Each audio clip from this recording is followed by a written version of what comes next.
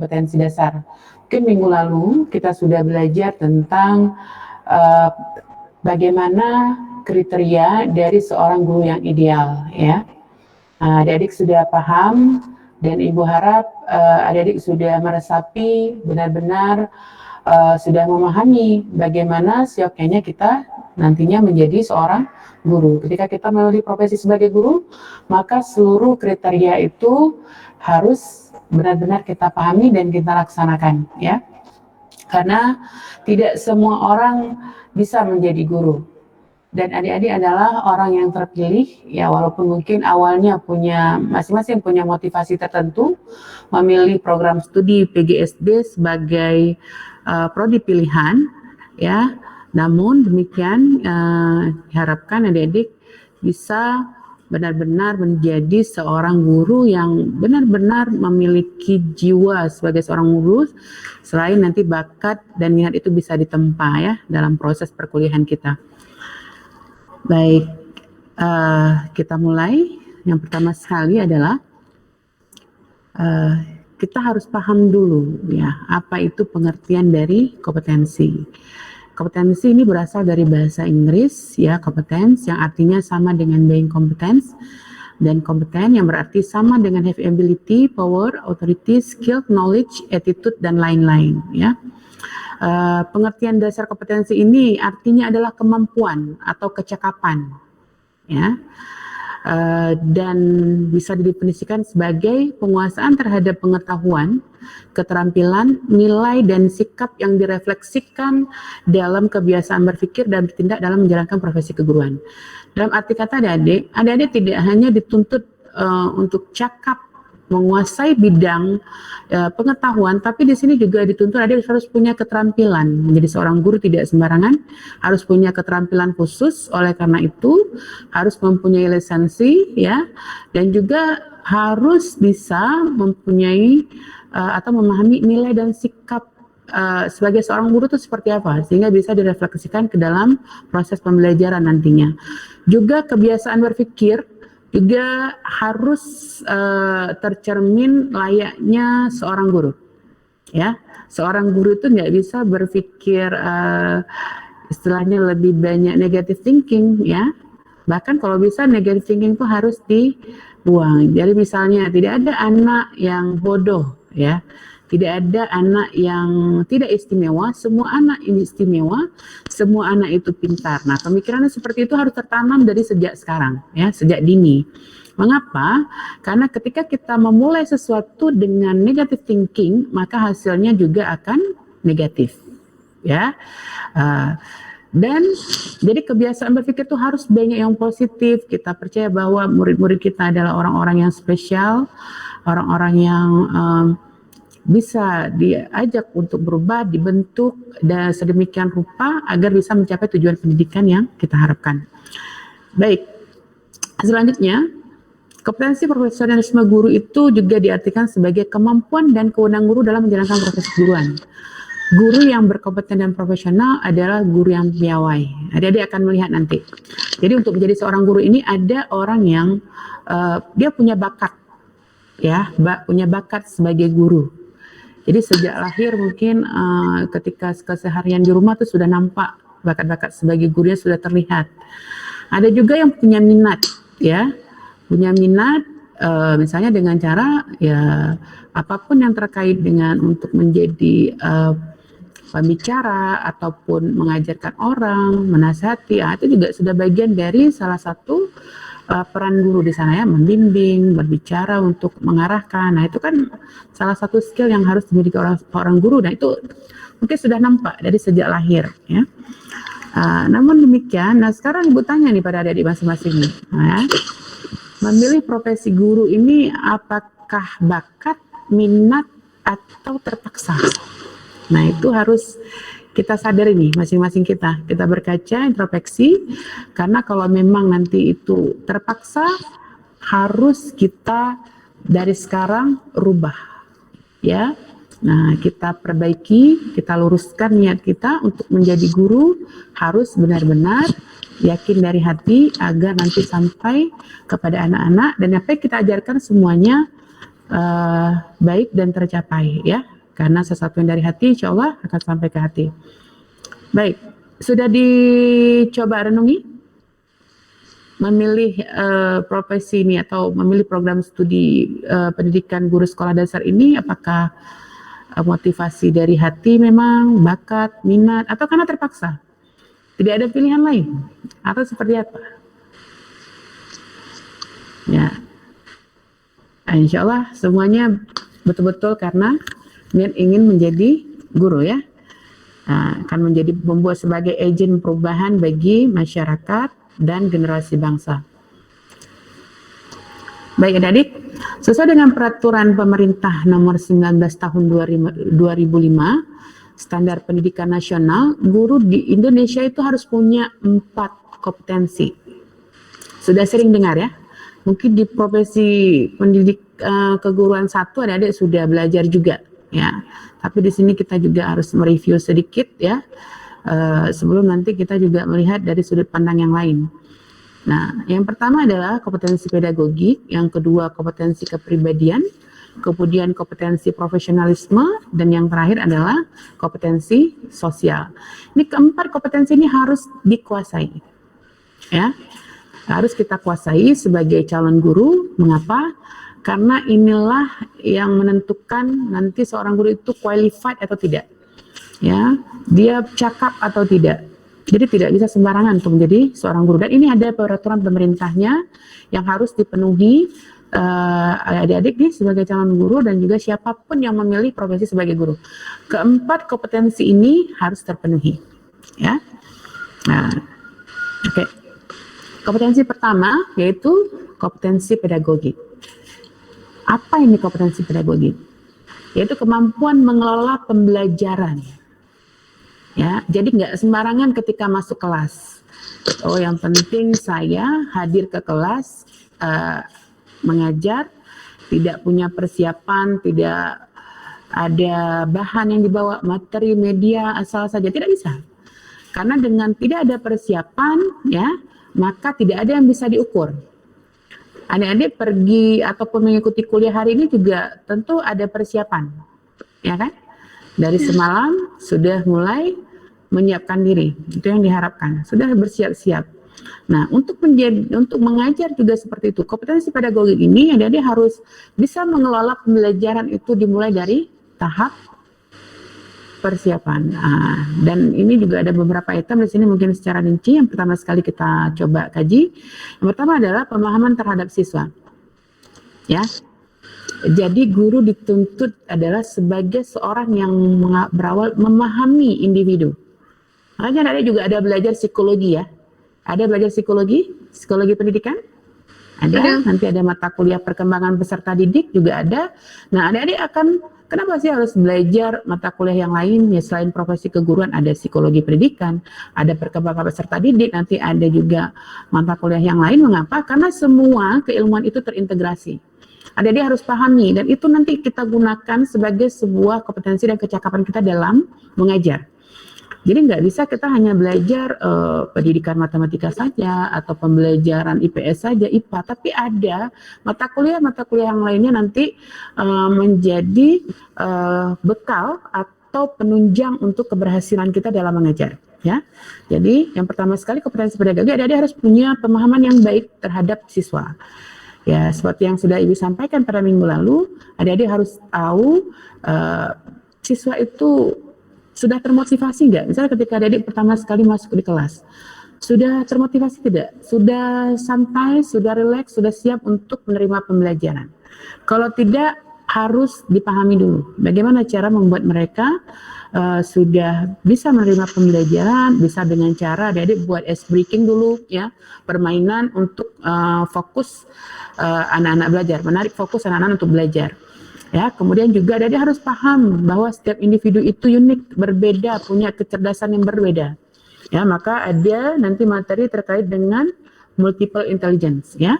kecerdasan majemuk atau kecerdasan ganda, setiap orang punya kecerdasan masing-masing. Jadi tidak ada anak yang kalau dia mungkin nilainya kurang di matematika, dengan otomatis kita katakan bahwa anak itu tidak cerdas. Tidak bisa. Tapi dia hebat luar biasa ketika lari, atau ketika dia main sepak bola, atau dia ketika bernyanyi, atau ketika menulis dia punya kecerdasan yang luar biasa. Nah, itu juga adalah sebuah kecerdasan. Karena belum tentu juga orang yang tadi mungkin mahir, anak-anak yang tadi mahir matematika, kemudian juga dia ahli dalam menulis, atau dia bisa cakap dalam berolahraga. Jadi setiap orang itu unik. Sebagaimana katakan bahwa kullu mauludin yuladu al fitrah. Jadi setiap anak itu dilahirkan ya dalam keadaan fitrah. Fitrah ini salah satunya dia punya potensi, punya keunikan ya.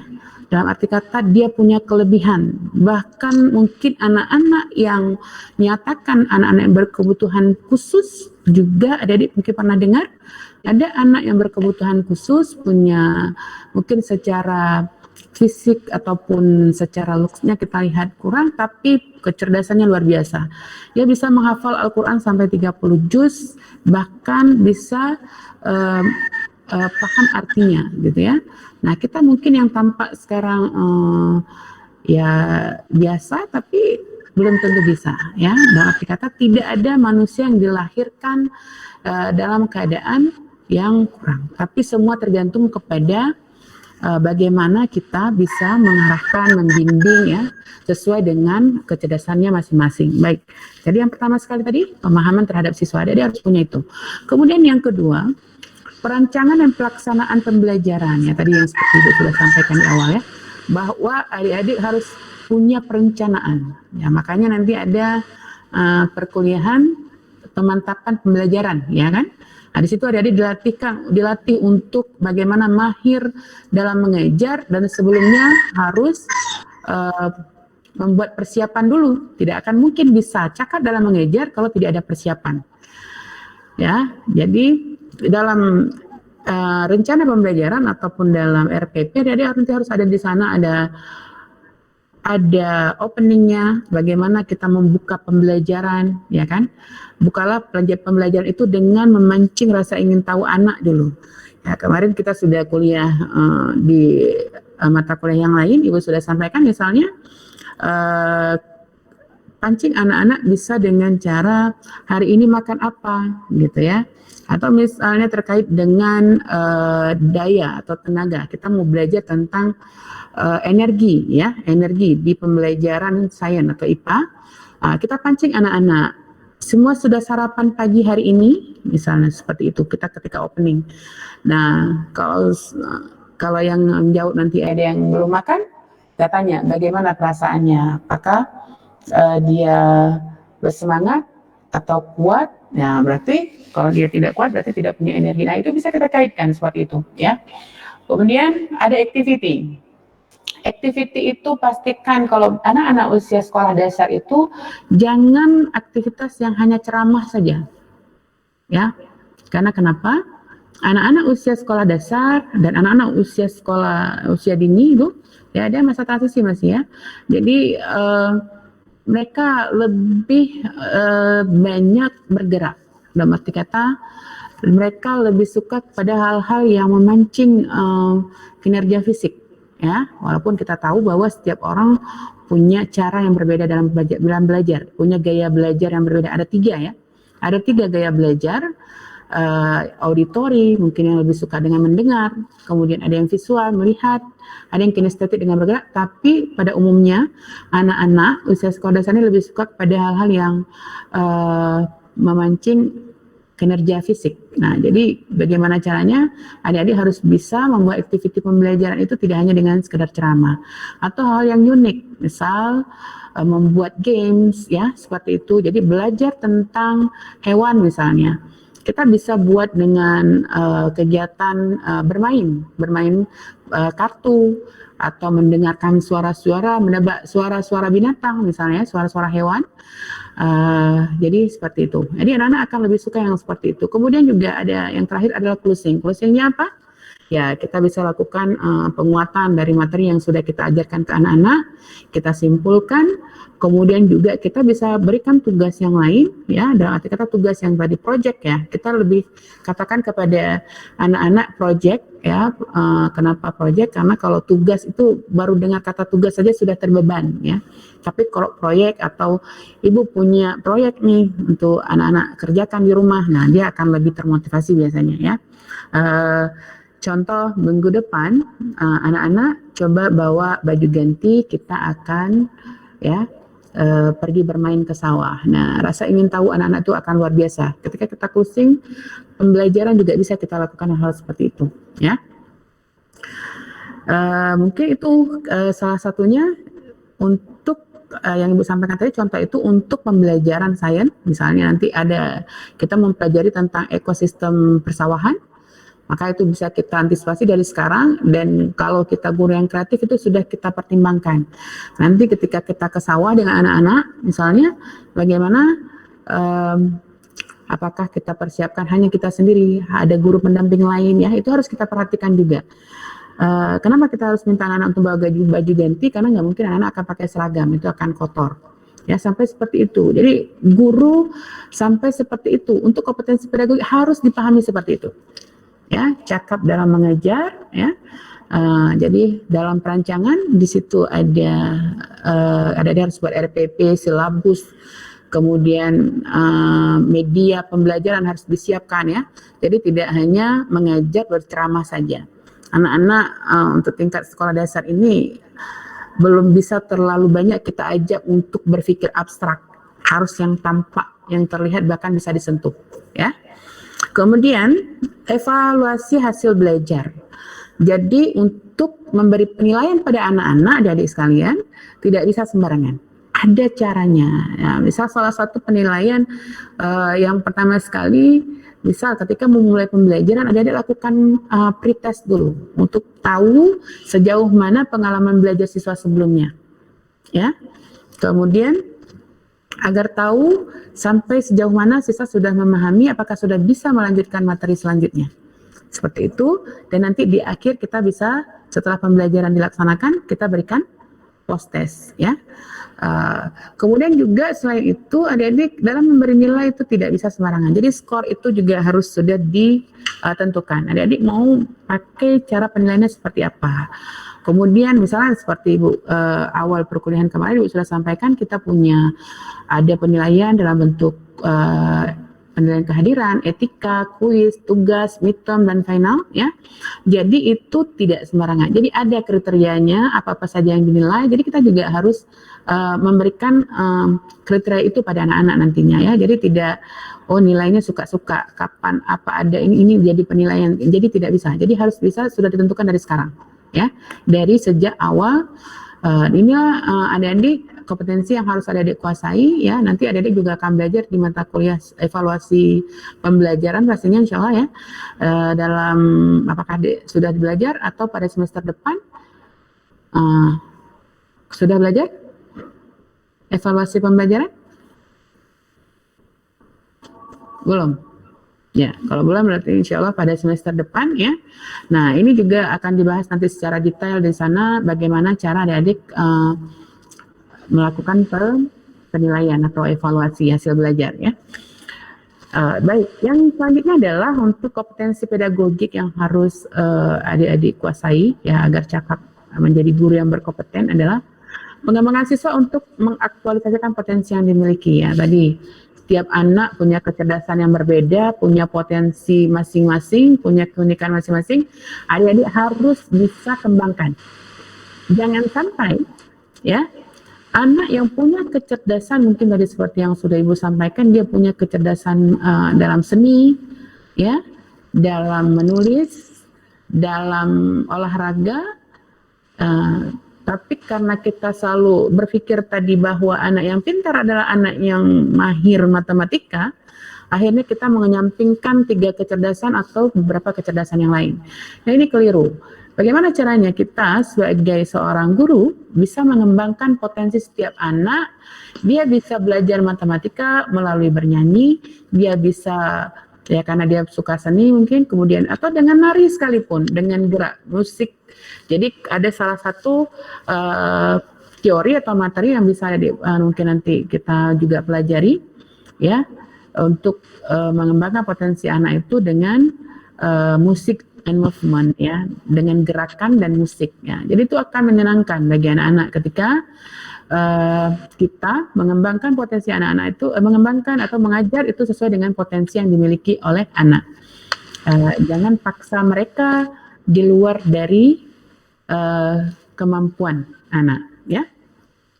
Kita pun secara individu tidak pasti akan lebih senang ketika diajarkan sesuai dengan kemampuan kita ya. Bahkan ujian sendiri ya tidak akan diberikan kepada seseorang melampaui dari kemampuan. Nah, kita begitu juga. Jadi hal-hal seperti itu harus kita pahami ya adik-adik sekalian. Jangan sampai kita memberikan beban kepada anak-anak melampaui dari kemampuannya ya. Jadi ajarkan mereka sesuai dengan kecerdasannya, kembangkan potensinya. Insya Allah nanti dengan demikian apapun yang ada diajarkan ya dalam pembelajaran di kelas itu akan tersampaikan. Nah, itu kompetensi pedagogik ya. Masih ada 3 kompetensi yang lain.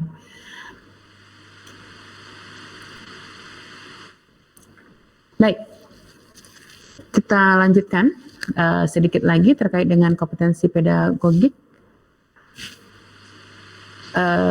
Yang pertama tadi ya sudah kita pahami, adik-adik harus memahami karakteristik siswa, juga bukan hanya tadi dalam kecerdasan, adik-adik harus paham ada kelainan fisik, sosial, emosional, dan intelektual yang dibutuhkan penanganan khusus ya. Mungkin kalau ada sekolah khusus, sekolah inklusi misalnya, di sana memang khusus menangani anak-anak yang spesial tadi, yang special need ya. Namun terkadang ada sekolah yang di situ bercampur, jadi tidak memisahkan ada anak-anak yang spesial ini dengan yang lainnya. Jadi sama. Jadi adik-adik harus punya keahlian ini, kecakapan ini ya. Harus paham ketika ada anak mungkin kelainan secara fisik, adik-adik bagaimana caranya bisa mengaturnya, dalam arti membimbingnya tetap sama seperti anak yang lain. Dan ini kecakapan yang harus adik-adik kuasai juga. Kemudian sosial emosional. Ada anak-anak yang mungkin ketika kita ingatkan sekali ya, dia bisa mendengarkan. Ada yang mungkin kita sudah harus keras dulu ya. Jadi bagaimana kita bisa memanage ini ya, memanage atau paham terkait bagaimana tadi kelainan fisik, sosial, emosional anak, intelektual juga ya, kecerdasan ya. Kita harus bisa menangani anak ini secara khusus ya. Makanya kita juga belajar mata kuliah bimbingan konseling tadi, psikologi perkembangan peserta didik. Jadi kemudian juga adik harus sangat paham ya, harus paham untuk membuat pembelajaran itu menjadi efektif di sekolah, di kelas atau dalam pembelajaran adik nantinya. Adik harus paham bagaimana latar belakang dari keluarga anak-anak ya, dari peserta didik kita. Kenapa? Kadang-kadang ketika kita mengajar itu harus disesuaikan juga. Ya, misal seperti ini. Dominan secara umum siswa kita di kelas adalah anak-anak petani. Maka akan lebih cepat atau efektif ketika kita mengajar, kaitkanlah dengan ya pertanian. Ya, seperti itu. Kemudian juga ketika kita mau menangani anak-anak ya, dalam hal mungkin dia punya masalah, kesulitan belajar, kita juga bisa lihat dari latar belakang keluarga. Kemudian juga kita harus paham latar belakang masyarakat tadi ya. Misal dominan tinggal di daerah laut mungkin, anak-anak akan lebih cenderung berbicaranya agak keras. Nah, guru harus paham itu. Jadi jangan marah, kita selalu marah, oh kenapa kamu suaranya keras? Kenapa begini? Nah, tapi bagaimana cara kita merubah, mendampingi, melatih, membimbing mereka yang tadinya mungkin karena masyarakatnya di situ adalah masyarakat yang tadinya memang berbaur atau bersosialisasi dengan suara keras karena potensi ataupun potensi wilayahnya laut kan. besar gelombangnya, jadi memang harus bersuara keras. Jadi dengan demikian, dengan adik paham itu, adik tidak akan menjudge bahwa anak-anak itu salah. Tapi bagaimana caranya kita bimbing mereka agar bisa berbicara lebih lembut, lebih santun, ya, dengan kita memahami atau punya kompetensi pedagogik ini. Kemudian juga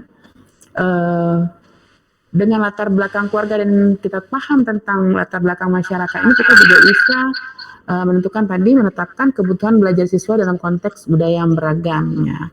Jadi ada pendidikan multikultural ya, yang ada dipahami bahwa dengan budaya dan latar belakang masyarakat yang berbeda, kita juga harus paham itu dan mengajarkan sesuai dengan itu agar lebih cepat penyampaiannya dapat dipahami oleh anak dengan baik.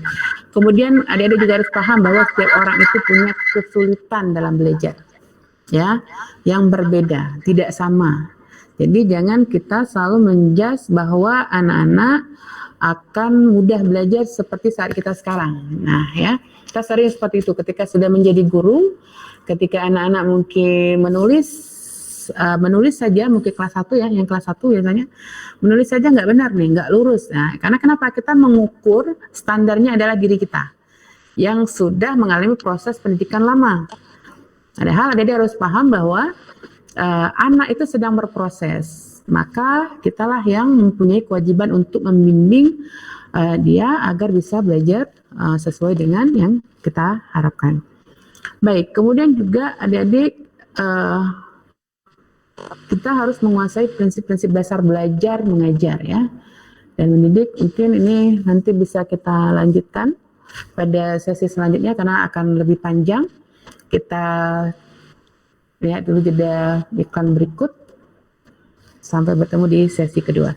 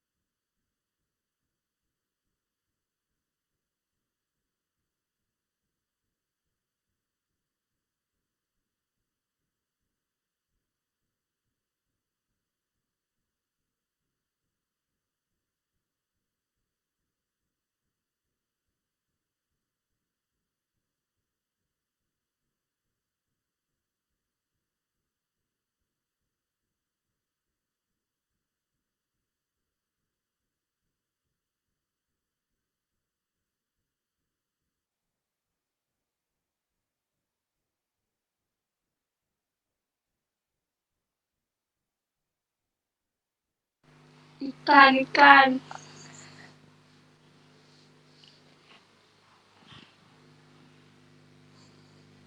Saya jaringan aku. Sama. Keluar terus dari tadi. Soalnya putus-putus. Nggak bisa dengar suara ibu tuh.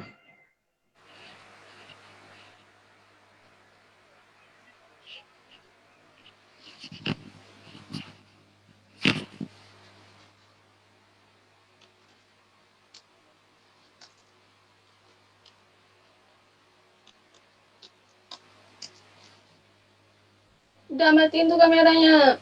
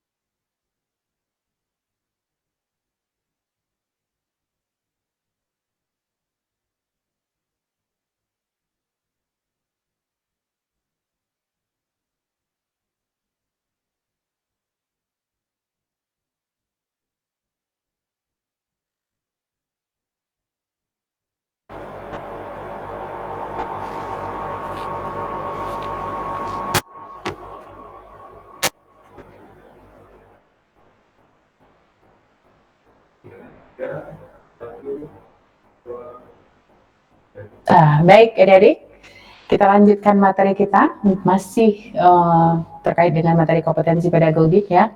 Oke, sebagian tadi sudah Ibu jelaskan juga di bagian awal, namun di sini kita jelaskan sedikit lagi ya, agar benar-benar mengena dan dipahami bahwa bagian lain kompetensi pedagogik yang harus adik-adik kuasai adalah adik-adik harus menguasai prinsip-prinsip belajar mengajar atau mendidik. Ya, ada beberapa. Yang pertama, adik-adik harus paham bahwa kita sebagai seorang pembimbing, ya.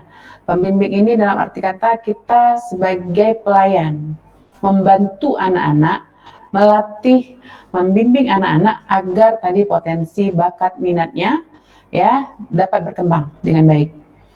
Kemudian guru juga itu sebagai fasilitator. Dalam arti kata jangan sampai ya salah paham.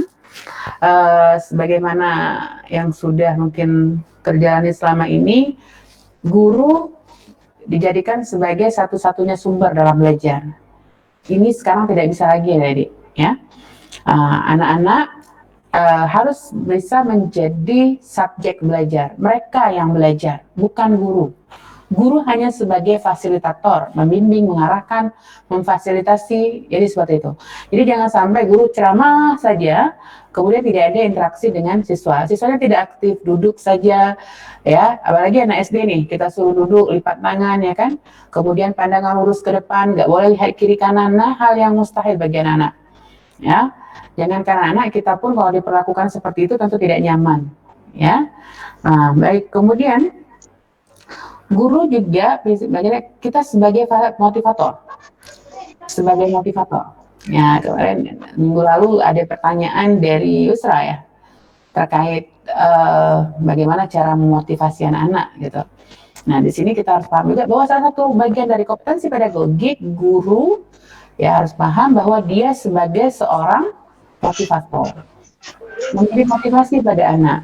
Ya, sekarang kira-kira nih, kalau gurunya mengajar tidak menarik, ya, kemudian tidak memahami anak-anak secara individu, ya, tidak memahami itu, kira-kira adik-adik sendiri nih, termotivasi nggak untuk belajar? Enggak. Atau gimana? Enggak. Tidak ya, tidak, pasti tidak termotivasi. Kenapa? Karena kebutuhan, motivasi itu adalah sebuah kebutuhan ya, dan itu bisa dilakukan dengan berbagai cara. Ya, bisa tadi dengan mengajar, adik-adik menggunakan berbagai kreativitas mengajar, menggunakan game, media-media pembelajaran yang menarik dan sebagainya. Ya, adik-adik bisa melihat anak-anak itu termotivasi atau tidak dalam belajar ketika menjelang libur sekolah. Ya, kalau semua bertepuk tangan ketika menjelang libur berarti ada yang salah dengan pendidikan kita, dengan cara kita mengajar. Bisa jadi seperti itu, ya. Itu salah satu, tapi tidak semua, ya. Ya. Jadi bagaimana caranya ketika kita mengajar bisa memberikan kenyamanan, memenuhi kebutuhan anak, ya, baik secara intelektual maupun secara kerohaniannya, ya. Nah, jadi bagaimana caranya guru harus bisa menjadi motivator yang baik bagi anak agar mereka bisa belajar ya sesuai dengan kebutuhannya. Kemudian ya tadi sudah Ibu sampaikan juga, jangan dominan ceramah, tapi lakukan activity yang aktif ya dalam pembelajaran. Kemudian juga prinsip belajar selanjutnya adalah guru harus menjadi inspirator, ya, menginspirasi anak.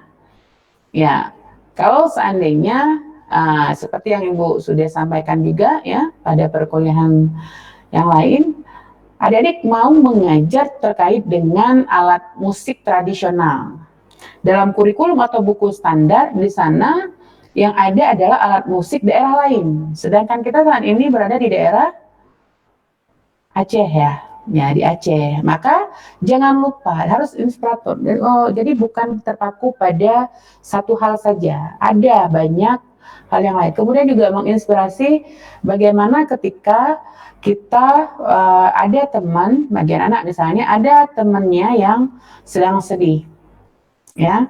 Kita sebagai guru harus bisa memberikan inspirasi bagaimana cara memotivasi atau bagaimana cara menghadapi atau bagaimana cara mendampingi teman-teman yang tadi yang sedih agar bisa menjadi gembira kembali, atau menginspirasi dalam hal apa menjadi pilihannya nanti. Ya, namun adik-adik tidak bisa istilahnya menjudge bahwa dia harus terbentuk atau harus nanti menjadi seorang tentara, polisi, dokter, tidak bisa. Tapi setidaknya adik-adik dengan bakat, minat, dan potensi yang mereka miliki saat ini dan adik-adik kembangkan, adik-adik latih, adik-adik bisa menginspirasi mereka untuk menentukan apa yang akan mereka pilih nanti sebagai profesinya ke depan, ya, guna memenuhi kebutuhannya. Kemudian adik-adik juga dalam mengajar harus tahu bahwa kita harus punya kecakapan bagaimana cara berinteraksi dengan siswa. Ya, pembelajaran itu harus interaktif, tidak hanya terpaku pada guru. Bagaimana caranya adik-adik harus cakap dalam menggiring siswa agar aktif belajar. Misal kita sedang belajar tentang hewan tadi ya, ada salah satunya gajah, nggak mungkin kita hadirkan gajah ya. Ya, maka kita bisa gunakan media atau video ya, atau nanti kita harus kreatif mengajak anak-anak laksanakan pembelajaran di luar kelas dengan mengunjungi atau tur ke kebun binatang seperti itu ya. Nggak mungkin kita bawa gajah ya ke kelas ya, besar sekali gajahnya ya, dan butuh biaya yang mahal ya, makanya guru harus kreatif. Bagaimana? Ya, sebelum belajar sudah membuat perencanaan, sudah siap apa media yang digunakan, bagaimana proses pelaksanaannya atau aktiviti belajarnya. Jadi dengan demikian adik-adik ketika mengajar tidak akan mengalami kendala, ya, tidak diam di tempat.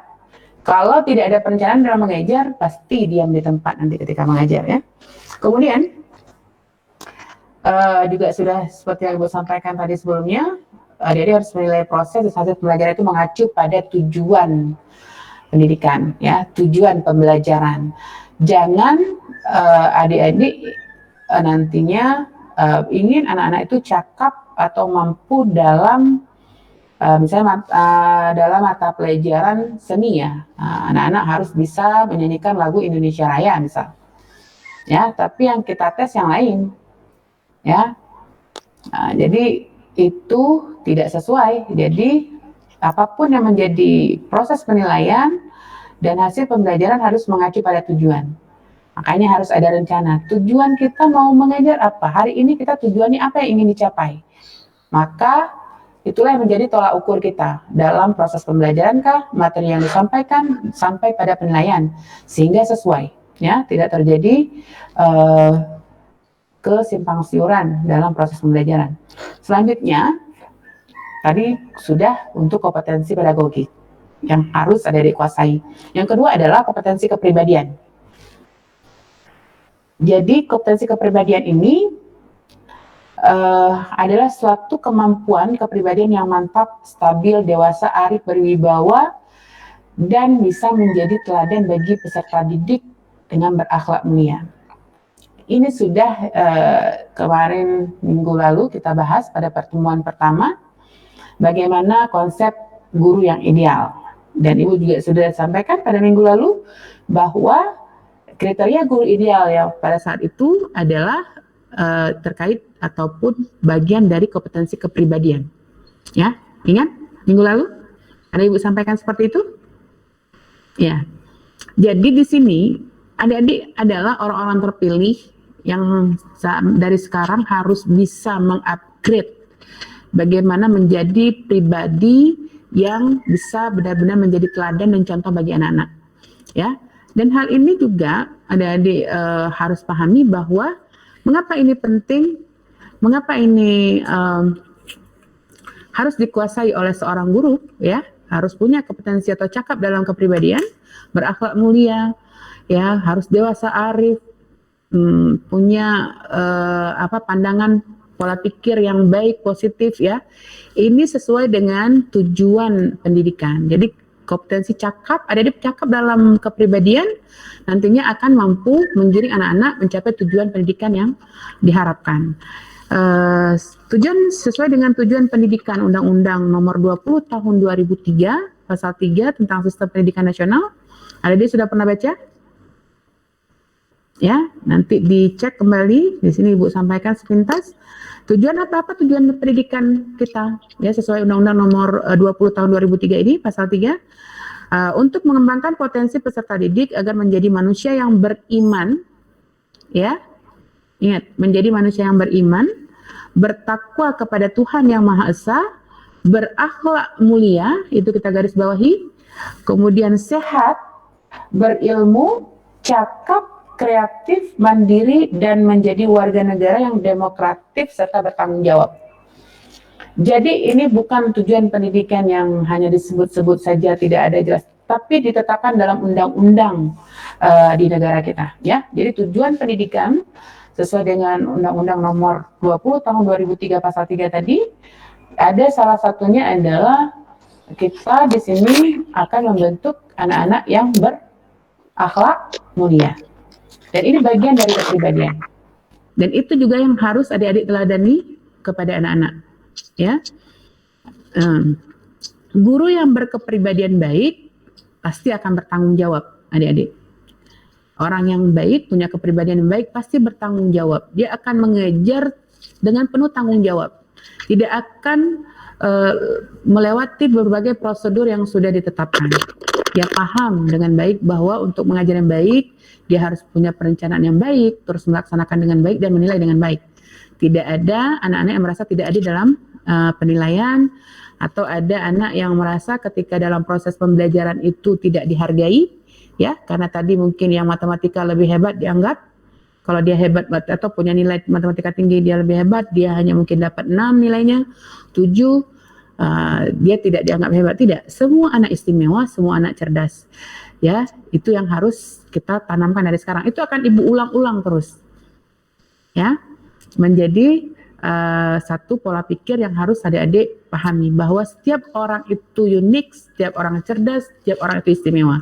Ya, setiap anak itu hebat dan mereka adalah bintang. Ya, kemudian guru yang berkepribadian baik akan memenuhi tanggung jawab sesuai dengan amanah itu. Apa saja tadi? Ya, beriman tadi ada ya di tujuan pendidikan, akan membentuk anak yang beriman. Ya, pastinya sebelum itu gurunya juga harus bertakwa kepada Allah Subhanahu wa Ta'ala. Dia bertauhid, mempunyai iman yang kuat. Dengan demikian bisa membentuk anak-anak yang beriman. Kalau tidak sinkron.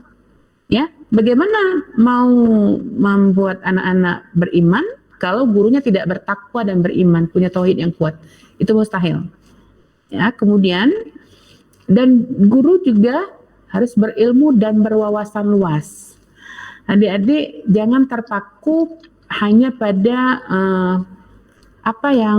saya guru SD hanya belajar konsep-konsep SD saja, anak-anak SD materi-materi dasar tidak, tapi adik-adik harus bisa kaitkan atau integrasikan dengan keilmuan yang lain. Ya,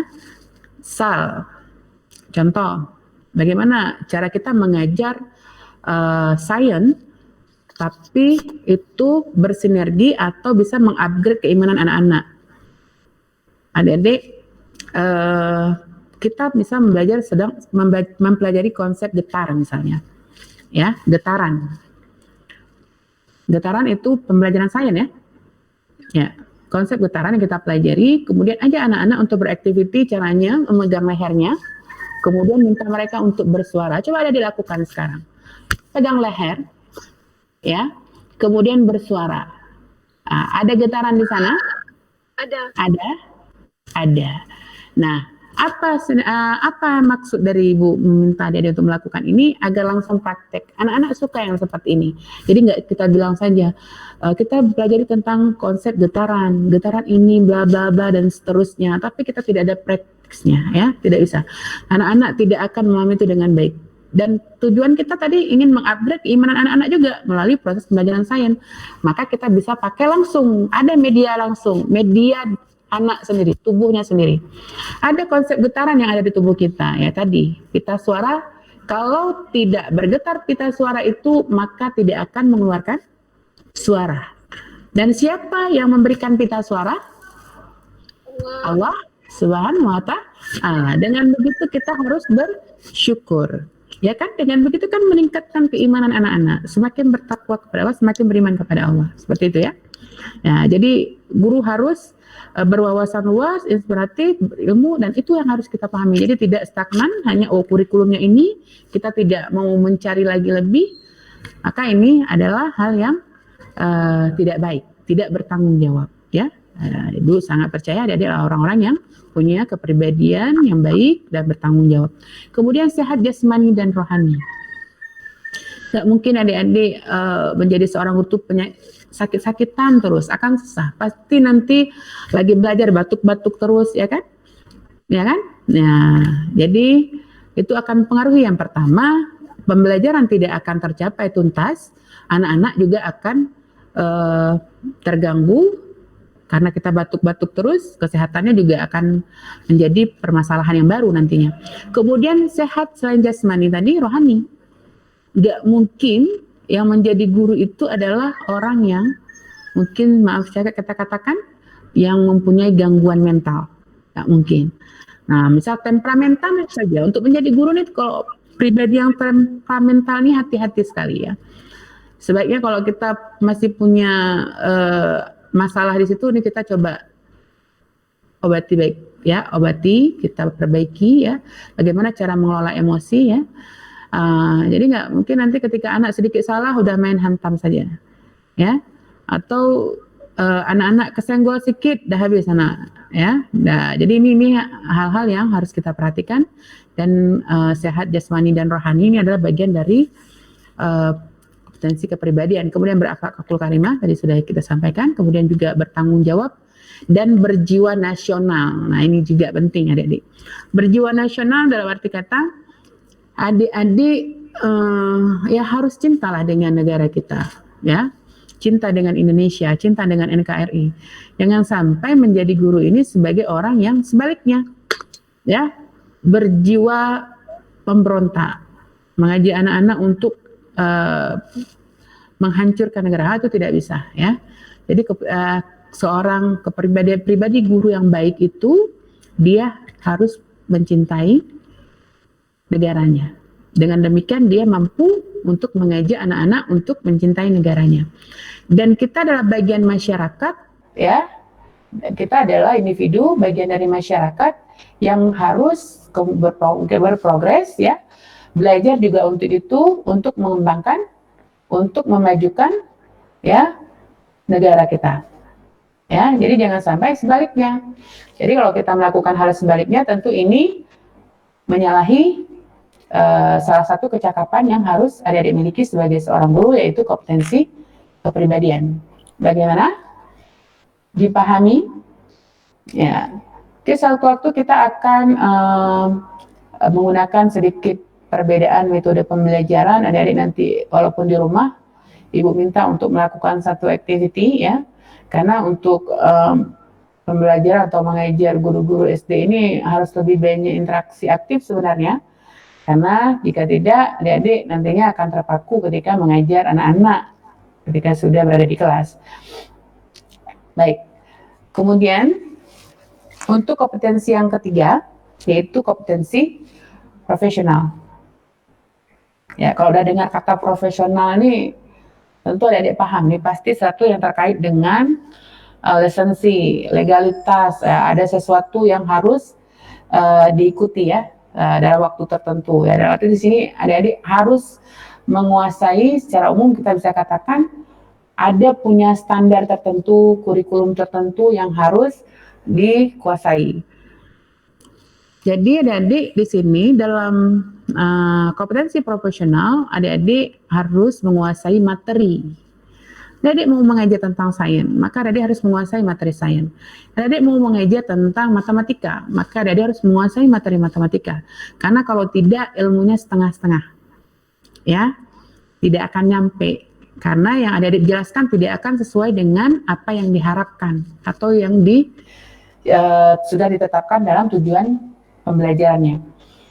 Ya, jadi adik-adik Kompetensi profesional ini meliputi beberapa hal. Yang pertama, menguasai secara luas dan mendalam substansi dan metodologi dasar keilmuan. Itu juga sama ya, Ibu sudah sampaikan, ini mungkin hanya tekstualnya saja. Kemudian menguasai materi ajar dalam kurikulum. Jadi kurikulum ini di sekolah-sekolah ada yang mengikuti ya secara wajib mengikuti kurikulum nasional, kemudian juga ada yang mengembangkan kurikulum sendiri. Ya, ada beberapa sekolah yang Ibu sudah pernah mengajar di sana.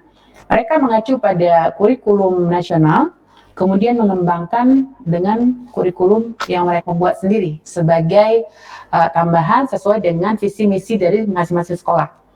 Ya, misal ada sekolah tahfiz dalam pembelajaran secara umum menggunakan standar kurikulum pendidikan nasional. Nah, itu dia harus paham, harus tahu apa saja bagian dari kurikulum nasional. Kemudian adik-adik juga harus bisa pilih, misalnya adik-adik nanti mengajar di sekolah tersebut, apa saja yang menjadi bagian dari kurikulum tahfiz dari sekolah itu, atau kurikulum terpadu dari sekolah itu. Misalnya ada sekolah-sekolah Islam terpadu, atau ada sekolah alam, ya. Jadi atau ada sekolah yang lainnya, ya.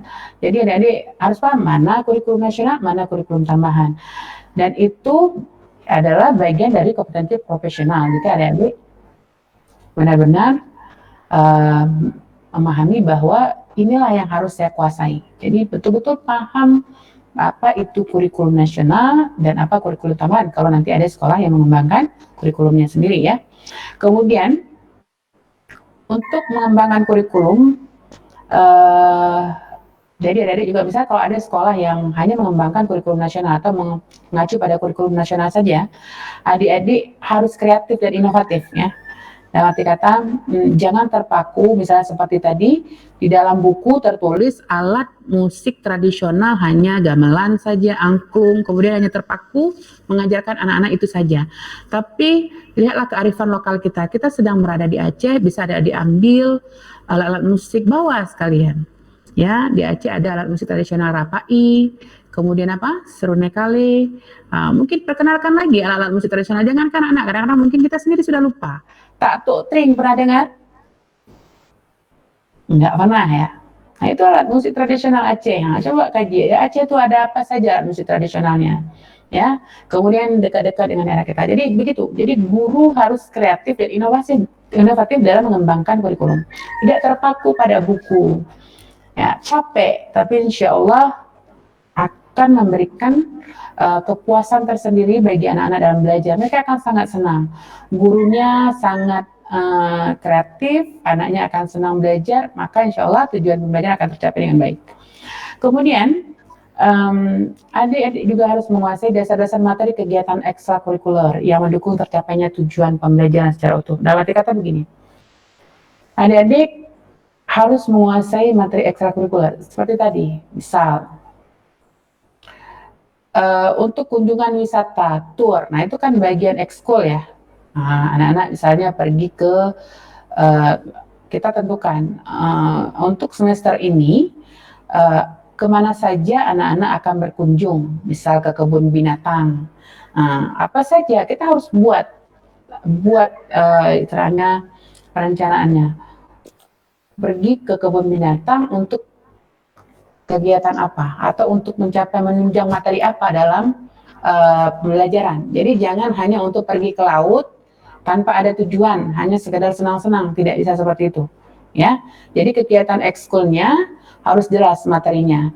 Dan bahkan ketika anak-anak pergi ke laut sekalipun harus dalam rangka menunjang materi pembelajaran. Misal dengan pergi ke laut, anak-anak mempelajari tentang ekosistem laut, ya. Kemudian juga bisa untuk materi agama Islam misalnya, atau bisa juga untuk materi IPS ya, tentang kondisi alam ya. Jadi guru harus menguasai hal-hal seperti itu ya. Kemudian guru juga yang dikatakan berkompeten secara profesional mampu menilai dan memperbaiki pembelajaran melalui penelitian tindakan kelas. Jadi adik-adik, jangan sampai adik-adik nanti ketika mengajar hanya terpaku pada satu pola saja, strategi saja, metode pendekatan itu saja. ya. Kemarin Ibu sudah jelaskan juga dalam perkuliahan strategi pembelajaran bahwa ada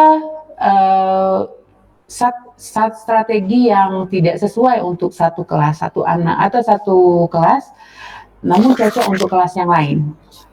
Ya, begitu juga dengan model pembelajaran.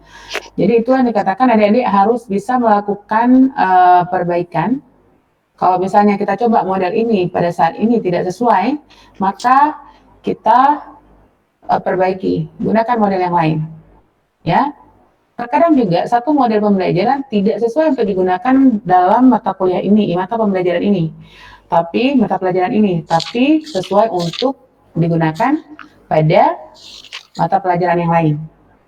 Nah, adik-adik harus bisa melakukan penelitian tindakan kelas. Itu nanti penelitian tindakan kelas itu ada minimal 3 siklus ya. Adik-adik juga nanti akan pelajari di mata kuliah khusus ya, penelitian tindakan kelas ya. Di situ nanti ada 3 siklus minimal. Itu tujuannya adalah untuk melakukan perbaikan dalam proses pembelajaran. Perbaikan pelajaran, bagaimana nanti misalnya setelah melakukan satu perlakuan, adik-adik menerapkan satu strategi atau satu model pembelajaran, belum tercapai. Ketika melihat hasil penilaian post testnya, oh belum tercapai, maka dilakukan refleksi, ya, perbaikan, dilanjutkan dengan siklus kedua. Kalau sudah dilakukan perlakuan kedua, belum juga mencapai target atau hasil pembelajaran sesuai yang diharapkan, maka diperbaiki mana yang kurang. Nah, selanjutnya dites, belum juga, maka dilakukan tindakan yang ketiga. Dan setelah itu, baru di yang ketiga kita lihat hasil perlakuan ketiga, apakah sudah berhasil atau tidak. Kalau sudah berhasil, maka kita bisa katakan bahwa model, strategi, atau pendekatan pembelajaran itu berhasil, ya, bisa diterapkan lagi. Nah, namun juga seperti tadi, adik-adik juga harus bisa mempertimbangkan nih, melihat apakah cocok digunakan pada semua semua mata pelajaran. Jangan-jangan hanya pada konsep tertentu saja atau pada materi tertentu saja, pada mata pelajaran tertentu saja. Jadi tidak semua model pembelajaran itu bisa digunakan secara menyeluruh pada semua mata pelajaran. Ya, adik-adik harus bisa memilah itu dan melihat itu. Dan untuk mengeceknya, lakukan penelitian tindakan kelas. Ya, baik. Untuk sesi kedua kita padai dan kita akan lanjutkan materi selanjutnya pada setelah jeda iklan berikut.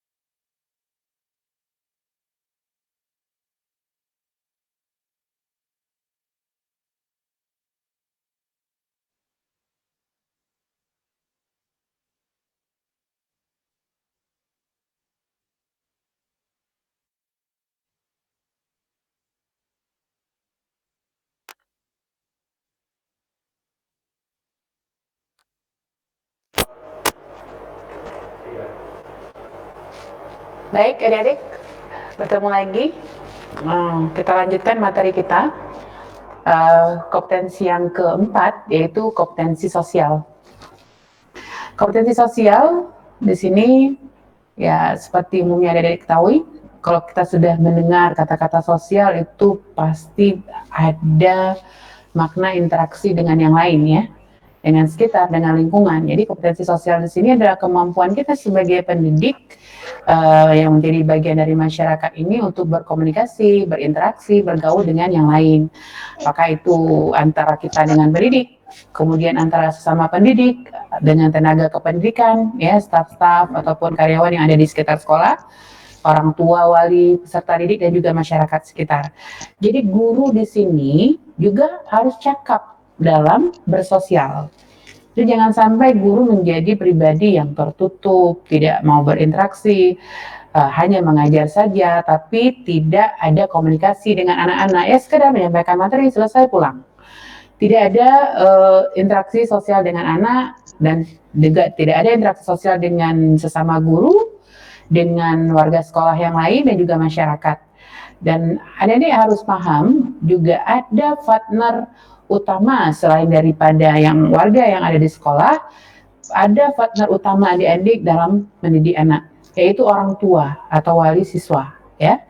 Nah, adik-adik harus jalin itu komunikasi. Ketika ada anak mungkin adik kelas, adik-adik melihat tidak termotivasi belajar, mungkin sudah dicoba motivasi, biasanya sudah dia bisa diajak untuk antusias dalam belajar, tapi pada beberapa waktu mungkin kita melihat, kita pantau, oh kenapa ya, sudah saya coba begini, cara ini, dengan pendekatan ini, tapi tidak berhasil. Kita coba cek, komunikasi dengan orang tua, ya. Ini kecakapan ini juga perlu ya. Jadi komunikasi dengan orang tua, ada apa? Jangan-jangan ada masalah di keluarga, atau ada hal yang lain dengan teman, atau ada hal lainnya, ya. Jadi harus cakap dalam hal itu. Bagaimana komunikasi kita dengan orang tua? Bagaimana komunikasi kita dengan orang, bahkan tamu-tamu yang datang ke sekolah. Juga sebagai seorang guru, kita harus bisa bersosial dengan baik. Jangan ketika datang tamu, seolah-olah mereka tidak ada. Ya, bahkan tidak kita sapa. Justru sebagai seorang guru, kita harus bisa cermin dalam kepribadian ya, bahwa kita benar-benar adalah seorang guru. Jadi ketika ada tamu yang datang, Assalamualaikum Bapak, Ibu, ada yang bisa kami bantu? Ya, jadi bukan hanya pernyataan seperti itu bukan hanya menjadi dari pelayan, misal staf yang ada di bagian pelayanan atau di TU, tapi seorang guru juga harus punya itu, ya, antarkan. Jadi jangan sampai ketika kita menjadi guru kita merasa di atas ya, sehingga timbul rasa kesombongan sehingga merasa tidak perlu berinteraksi dengan orang, itu harus dibuang jauh-jauh. Jadi kita dituntut harus punya kecakapan sosial yang baik ya, berinteraksi dengan orang lain dengan cara yang baik dan mencerminkan, mereka melihat, oh iya memang kita adalah seorang guru. Jadi seperti itu. Maka dari itulah ya dikatakan bahwa kita sebagai guru itu diangkat derajatnya, ya kan? Seperti minggu lalu yang Ibu sampaikan kan? Ya, kalau posisi guru itu bahkan sampai disejajarkan dengan para nabi, dinaikkan derajatnya. Nah, dikatakan bahkan berselawat ya para penduduk langit dan bumi bagi para guru. Nah, jadi guru itu tidak sembarangan ya. Dalam sosial, kepribadian, profesional, juga dalam pedagogik, dalam kemampuan mengajar. Dan guru dalam hal ini, dalam kompetensi sosial ini dituntut juga harus sangat bisa memperlakukan siswa itu dengan cara. Jangan membedakan mereka. Jangan mengistimewakan yang lain, kemudian mengabaikan yang lainnya. Tapi adik-adik harus bisa mengistimewakan semuanya, menghargai semuanya. Adik-adik saja. Ketika berada di kelas saja, misalnya dalam perkuliahan, nampak dibedakan bagaimana perasaannya. Begitulah juga anak-anak kita, apalagi mereka yang masih kecil, ya, masih kecil, masih harus kita bimbing. Bagaimana kita ingin memperlakukan, maka perlakukanlah anak-anak seperti itu. ya, lakukan mereka dengan baik, berikan dalam proses pembelajaran, dalam perhatian, dan bahkan berikan keadilan juga dalam berinteraksi. Berikan perhatian yang sama, jangan bedakan. Dalam penilaian juga, seperti yang Ibu sudah sampaikan ya, jangan karena dekat dengan orang tuanya atau sering dikasih kue maka nilainya bagus, ya, itu tidak boleh. Nah, jadi adik-adik, selanjutnya adalah guru juga harus memahami dan menerapkan prinsip-prinsip belajar humanistik. Ya, seperti tadi, menghargai, ya. Tidak beranggapan bahwa keberhasilan belajar itu ditentukan oleh kemampuan yang ada pada diri siswa itu sendiri, dan guru hanya berupaya melayani sesuai dengan kebutuhan. Jadi dalam arti kata begini, setiap anak punya potensi untuk punya kecerdasan tadi ya, sudah Ibu jelaskan dan ini kita ulang-ulang terus, dan punya keistimewaan yang tugas kita lah untuk mengembangkan. Kita hanya membimbing. Jadi sebenarnya posisi kita hanya fasilitator, inspirator, motivator ya, seperti prinsip belajar tadi. Jadi adik-adik harus bisa kembangkan itu, bawalah mereka sesuai dengan kebutuhannya, dan jadikanlah mereka itu sebagai generasi yang bisa nantinya bermanfaat ya bagi bangsa, negara, dan agama. Insya Allah. Jadi kalau mereka manusia yang bermanfaat, karena sebaik-baik manusia adalah yang bermanfaat, apakah bagi orang lain, bagi masyarakat, bagi negara dan agama terutama ya. Khairun nas mayanfa'un nas. Sebaik-baik manusia adalah yang bermanfaat bagi manusia yang lain. Baik adik-adik, ada bukti beberapa di sini tuliskan, Ibu kutip dari beberapa quote ataupun pandangan-pandangan terkait dengan pengembangan kompetensi guru ya. Setiap guru tidak boleh berhenti membangun program-program peningkatan kualitas dirinya. Ya, adik-adik jangan pernah cukup dengan apa nantinya yang adik didapat setelah lulus menjadi seorang guru di Universitas Muda Indonesia ya, mendapat gelar SPD sudah cukup, tidak mengembangkan lagi.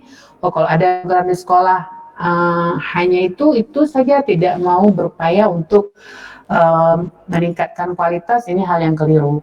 Tapi guru yang baik adalah dia tidak pernah berhenti membangun program-program, meningkatkan kualitas dirinya, mengupgrade keilmuannya, ya. Kemudian sangat bermuara pada semua itu, sangat bermuara pada niat dan kemauan. Dalam arti kata kita jangan cukup ya dengan apa yang kita punya, dengan apa yang kita kuasai saat ini, karena ilmu apalagi pendidikan itu terus berkembang, terus ada peningkatan, terus ada perubahan. Dengan sampai kita hanya tahu ini ya, misalnya seperti teori evolusi ya, ternyata sudah ada perubahan, itu sudah tidak lagi dipakai. Jadi harus kita terus mengupgrade kemampuan kita ya, punya niat yang lurus dan kemauan yang terus mau belajar dan merubah diri ya. Kemudian Ahmad Rizal, seorang pemerhati pendidikan, juga mengatakan, ada guru yang secara mental siap dilatih, bahkan jumlahnya cukup besar. Guru yang demikian tidak memiliki kemampuan apapun, ia ibarat robot dan selalu menuntut hak sebelum menaikkan kewajiban dengan baik. Ini dalam pandangan materialistis ya. Jadi ada orang-orang yang dia mau dilatih sebagai guru, tapi tujuannya itu. Jadi dalam arti kata di sini ada yang mau menjadi guru tapi tujuannya hanya untuk mendapatkan bayaran uang. Nah, ini adalah satu yang keliru, tujuan yang keliru. Maka dengan demikian, ketika nanti adik-adik yang menjadi guru yang punya niat seperti ini, menyampaikan materi ataupun mengajar anak-anak, maka akan hampa hatinya anak itu ya, ilmunya tidak bermanfaat. Kenapa? Karena tujuannya tadi salah. Itu sangat bersinergi dengan capaian pembelajaran yang akan kita hasilkan nantinya. Kemudian Munif Khatib membagi 5 jenjang kompetensi guru. Ini Munif Khatib ini seorang praktisi pendidikan ya, sudah banyak menulis buku. Adik bisa lihat nanti beberapa buku yang beliau karang ya, beliau tulis. Ada sekolahnya manusia, kemudian gurunya manusia, ya. Nanti dibaca-baca, ya, bagus pemikirannya. Yang pertama adalah ada beliau jenjangkan, yang pertama adalah probation period, itu guru yang masa percobaan, guru masa percobaan. Ada yang kompetensinya coba-coba gitu ya. Kemudian ada medium teacher, guru yang punya moto just tell, hanya sekedar ngomong saja, ya, tapi tidak punya kompetensi apa-apa, hanya sekedar bisa ngomong, tapi tidak punya kompetensi ataupun keilmuan, wawasan yang bisa istilahnya menunjang kompetensinya. Nah, kemudian ada good teacher, yaitu guru yang punya moto explain. Jadi dia punya kompetensi yang bagus, ya, dia punya kompetensi profesional, punya kompetensi pedagogik yang mumpuni, kemudian punya kepribadian yang baik, dan juga punya kompetensi sosial. Nah, ini dia punya moto explain, berarti semuanya ada perencanaan yang baik, ada ada pelaksanaan, dan ada penilaian yang terukur, ya. Jadi tidak asal saja. Kemudian ada excellent teacher, ini lagi guru yang punya moto demonstrate. Jadi apapun yang dia sampaikan tidak hanya sekedar bicara, ya, tidak hanya sekedar buat, tapi didemonstrasikan. Misalnya ada adik berbicara di depan anak-anak, ada ketika kita mau melihat proses pertumbuhan kecambah kacang hijau misalnya, hanya bercerita saja, ya, atau kita tampakkan gambar saja. Nah, itu tidak bisa. Tapi yang guru yang excellent adalah guru yang bisa memberikan prakteknya, mendemonstrasikan. Jadi bersama anak melakukan aktiviti itu secara langsung, secara kontekstual, berhubungan langsung dengan kehidupan sehari-hari anak-anak. Kemudian juga anak-anak bisa melakukannya langsung, ya. Kemudian ada great teacher, yaitu guru yang punya moto inspire. Ini dia bisa memberikan inspirasi kepada anak-anak, ya. Tidak hanya sekedar bicara, kemudian membuat perencanaan saja, tapi dia juga bisa mendemonstrasikan ke anak-anak dan bisa menginspirasi. Jadi dia mengajar tentang satu konsep, tapi dia bisa membuat anak-anak terinspirasi untuk bisa mengembangkan ke bidang yang lain. Mungkin seperti itu. Gimana adik-adik? Kalau kurang jelas nanti bisa ditanyakan. Ada yang mau ditanyakan? Ya, ini sesi kita terakhir. Insyaallah hanya kita beri waktu 5 menit untuk bertanya sebelum kita tutup. Ada yang mau bertanya? Saya, Bu. Ya, baik, Isra. Pertanyaan saya, apa yang harus disadari oleh seorang guru terhadap arti pendidikan?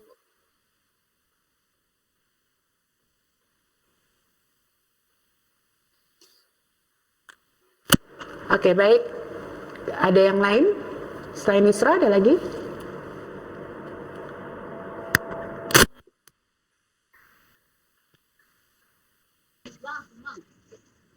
Baik, Bako ya. Ya, silakan. Pertanyaannya kan, Bu, jika seorang murid putus asa dalam belajar menghijah huruf, kita sebagai guru, apa yang kita tindak lanjuti?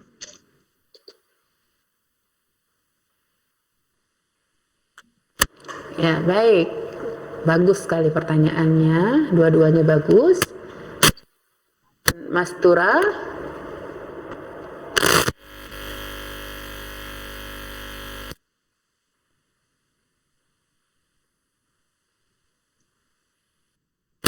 Atau Ibu jawab dulu ya untuk dua pertanyaan pertama.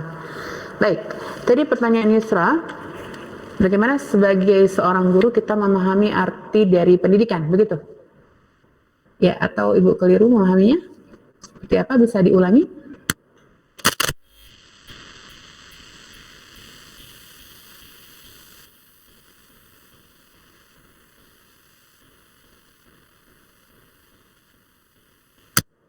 Oh ya. Baik. Sudah terdengar jelas? Sudah ya? Baik. Di sini Yusra bertanya tadi bagaimana sebagai seorang guru ya kita memahami arti pendidikan. Ya, seperti itu. Ya, baik. Nah, jadi tadi memang tidak terdengar suaranya ya. Oke. Baik. Arti pendidikan. Ada Adik-adik harus paham yang pertama sekali adalah mendidik tadi adalah bukan hanya proses untuk mengajar keilmuan ya, mengajar pengetahuan saja ya, tapi juga harus bisa membimbing atau membentuk karakter ya, akhlak ya. Tadi juga tujuan pendidikan untuk meningkatkan keimanan ya kan, ya, kemudian juga untuk kreativitas dan segala hal yang tadi sudah kita sampaikan, juga untuk menciptakan kemandirian pada anak ya. Jadi untuk itu adik-adik pertama sekali kalau adik bertanya arti pendidikan itu apa ya, pelajari beberapa dari hadis, dari Al-Quran ya. Kemudian juga pendidikan itu kalau bisa dikatakan adalah proses untuk membimbing, mengarahkan anak-anak untuk bisa belajar satu pengetahuan dan juga merubah perilaku agar cakap dalam kehidupan sehari-hari. Dan yang paling penting, kalau kita untuk arti pendidikan itu sesuai dengan tujuan dari hidup manusia. Ya, adik-adik harus bisa kaji dari situ dulu, agar bisa memahami arti pendidikan yang sesungguhnya mulai dari Quran surah Az-Zariyat ayat 56 itu. Wa ma khalaqtul jinna wal insa illa liya'budun. Ya. Tidaklah aku ciptakan jin dan manusia kata Allah kecuali untuk beribadah kepadaku. Tapi adik-adik harus paham, jangan sempitkan ruang lingkup ibadah itu. Ya. Jadi kalau adik-adik nanti dalam proses mengajar anak-anak ingin mungkin melihat bakatnya nih, dia orangnya lebih suka kepada hal-hal yang bersifat fisik gitu ya, kinestetik, anaknya suka bergerak kemana-mana. Nah, kita lihat bakatnya dia lebih suka kepada mungkin hal-hal yang bersifat gerakan fisik. Oh, ini lebih kuat di sini, cocok untuk jadi tentara atau polisi. Maka giring mereka untuk arah ke sana, tetapi menjadi polisi dan tentara yang tetap mengacu kepada tujuan pendidikan tadi, yaitu mereka bisa menjadi abdi negara yang tetap beriman, bertakwa kepada Allah ya. Intinya beda pendidik dengan pengajar itu adik harus bisa bedakan. Ya. Adik harus paham itu, pendidik dan pengajar itu berbeda. Pengajar orientasinya ataupun kewajibannya itu hanya sebatas menyampaikan pengetahuan. Tapi kalau pendidik ada satu tanggung jawab lain yang harus benar-benar dia pahami dan dia lakukan, dan itu harus tercapai. Apa? Yaitu mendidik mental, karakter, bahkan spiritual anak. Yang sesuai tadi juga tujuan pendidikan yang sudah ditetapkan dalam Undang-Undang ya nomor 20 tahun 2003 pasal 3 tadi. Salah satunya, jadi bukan hanya menyampaikan membuat anak cerdas dalam pengetahuan, tapi juga cerdas secara karakter, spiritual, ya, dan mental, sehingga mereka cakap. Jadi ketika menjadi seorang dokter yang juga beriman, jadi tidak akan membuat kecurangan, misalnya tidak ada terjadi malpraktek, ya. Dia tidak akan melakukan itu. Kenapa? Karena dia sadar bahwa malpraktek itu selain melanggar ketentuan ya secara undang-undang, tapi juga melanggar ya curang, tidak benar. Jadi karena dia tahu bahwa ada konsekuensi, ada dosa di situ ya. Jadi itu mungkin itu sedikit yang Ibu bisa jawab. Nanti ketika ada masih belum puas, kita bisa melalui chat ataupun WhatsApp ya. Baik, selanjutnya tadi ada pertanyaan baku terkait dengan ada siswa ya belajar membaca putus asa, begitu? Ya. Bagaimana cara guru? Gimana? Bagaimana cara guru mengatasinya, Bu? Nggak dengar. Kurang terdengar, bisa lebih besar, Bapak? Diulangin aja, Bu, nggak? Ya, coba diulangi. Jika seorang murid putus asa dalam belajar menghijau huruf, kita sebagai guru, apa yang kita lakukan? Ya, baik.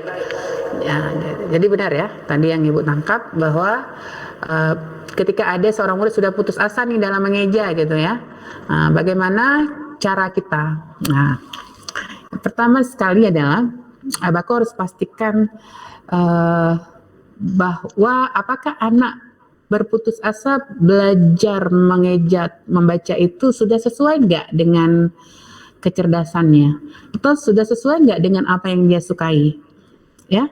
Kalau anak suka menggambar, ketika mengenal huruf, pertama sekali ya kita mulai ya, mungkin kalau mengenal huruf itu untuk usia dini, tapi tidak dinafikan juga bisa di usia sekolah dasar di kelas 1, karena membaca itu sebenarnya tidak diporsir pada saat mereka di TK, tapi dikenalkan saja huruf, dan di kelas 1 lah nanti mereka mulai belajar mengeja ya. Jadi kalau ada anak-anak yang seperti ini, coba pastikan itu dulu. Sudah nggak kita selama ini mengajarkan mereka dengan cara yang mereka sukai? Ya, Ibu dulu juga pernah ada anak yang secara umum orang-orang sudah menjas bahwa dia tidak bisa membaca, ya, tidak bisa membaca. Kemudian itu di kelas 4 SD. Oh, yang seingat Ibu di kelas 4 SD, Ibu guru kelasnya. Jadi semua dari kelas 1 sampai kelas 4 dia dianggap anak yang tidak bisa membaca, bahkan sampai dia putus asa juga. Jadi ketika ujian itu guru selalu membantunya untuk membacakan soal ujian. Tapi coba bisa kita lihat, dibacakan soal ujian namun dia bisa menjawab. Apakah ketika dalam kondisi ini kita menganggap anak ini tidak cerdas? Tidak ya? Ya, hanya masalahnya di situ saja. Nah, itu bisa kita lihat, kita cek kembali, jangan-jangan caranya yang salah, ya. Dan juga kita lihat, ketika mengajar itu menghargai anak tidak? Jangan-jangan ketika baru belajar, kamu nggak bisa, kamu itu aja nggak bisa. Nah, kita ulang-ulang terus begitu. Nah, dengan begitu pasti anak putus asa juga gitu. Kita cek juga, jangan-jangan cek juga di rumah. Makanya tadi komunikasikan dengan orang tua, bagaimana di rumah ketika membantu anak belajar membaca. Nah, jadi carilah cara-cara yang unik. Bisa kalau dia anak yang suka menggambar, maka perkenalkan huruf dan ajarkan dia membaca menggunakan gambar-gambar. Ya. Atau anak yang dia mungkin gaya belajarnya suka bergerak, kinestetik, maka ajarkan dia dengan games, menempel huruf atau menyambung huruf, ya kan? Jadi merangkai kata, jadi seperti itu. Jadi akan terpacu untuk belajar. Kemudian untuk cepat bisa membaca. Dan juga kalaupun kita sudah upayakan sedemikian ya dengan cara-cara kreatif, kita sudah coba dengan berbagai usaha, jangan lupa satu hal yang biasanya terluput dari seorang guru, doakan dia. Ya, doakan anak-anak kita. Karena ada doa yang tidak terhijab, doa orang tua dan guru, ya, untuk murid-muridnya. Dalam arti kata, jangan pernah lupa bagian bahwa kita juga harus mendoakan murid-murid kita. Bahkan jangan sampai kita dongkol atau merasa kesel, ya, jangan pernah itu. Karena kenapa? Ketika kita merasa kesel, emosional dengan anak murid kita, maka pada saat itulah kita sebenarnya sedang mengumpulkan masalah untuk diri kita sendiri, karena menjadi doa ya. Kita akan sulit sendiri nanti untuk mengajar. Dan kita harus pahami ya, guru yang punya kompetensi tadi juga harus paham bahwa setiap anak punya kesulitan belajar yang berbeda. Ya, bisa jadi dia memang punya masalah. Ya, mungkin ada nonton film, kalau Ibu nggak salah itu film India ya. Film India yang dia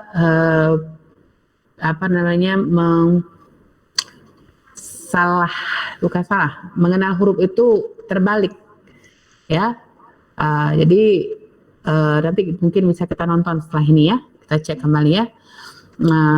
Jadi dalam arti kata di sini Ibu mau sampaikan bahwa kita cek dulu apa yang menjadi kesulitan belajarnya, kemudian kita lihat juga apakah sudah tepat cara mengajarkannya selama ini, dan yang pasti jangan pernah lupa doakan. Dan juga adik-adik pastikan harus selalu berpikir positif. Oke, itu saja ya untuk hari ini. Kita padai, waktunya sudah lewat. Demikian, kita bertemu insya Allah nanti di minggu depan dengan materi yang berbeda. Jangan lupa setiap hari buat resumenya, nanti akan kita kumpulkan ya. Sebagai tugas kita, Ibu percaya adik-adik adalah orang yang sangat bisa menerima materi dengan baik, kemudian juga menanamkannya sebagai kesadaran bahwa adik-adik adalah calon-calon guru yang semua materi ini sangat berguna bagi adik-adik. Baik, itu saja. Terima kasih.